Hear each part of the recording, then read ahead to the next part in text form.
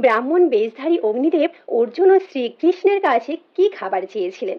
একদিন অর্জুনের ইচ্ছায় ভগবান ধর্মরাজ যুধিষ্ঠিরের অনুমতি নিয়ে যমুনার পবিত্র তীরে জলবিহার করতে গিয়েছিলেন। সেখানে তারা দুজনে পাশাপাশি বসেছিলেন। সেই সময় এক দীর্ঘকায় ব্রাহ্মণ সেখানে উপস্থিত হলেন। তার শরীর যেন দগ্ধ সোনা, মাথায় পিঙ্গল বর্ণ জটা। সেই তেজস্বী ব্রাহ্মণকে দেখে শ্রীকৃষ্ণ ও অর্জুন উঠে দাঁড়ালেন। ব্রাহ্মণ বললেন, আপনারা দুজনে পৃথিবীর শ্রেষ্ঠ বীর এবং মহাপুরুষ। আমি এক বহুভোজী ব্রাহ্মণ। আমি আপনাদের নিকট খাবার চাইতে এসেছি।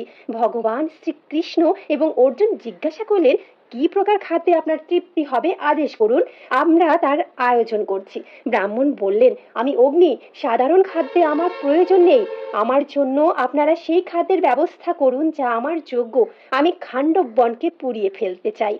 অগ্নিদেব কি কারণে খাণ্ডব বনকে পোড়াতে চান, এই ভিডিওটি আমার ইউটিউবের অমৃতবাণী মল্লিকা চ্যানেলে পেয়ে যাবেন।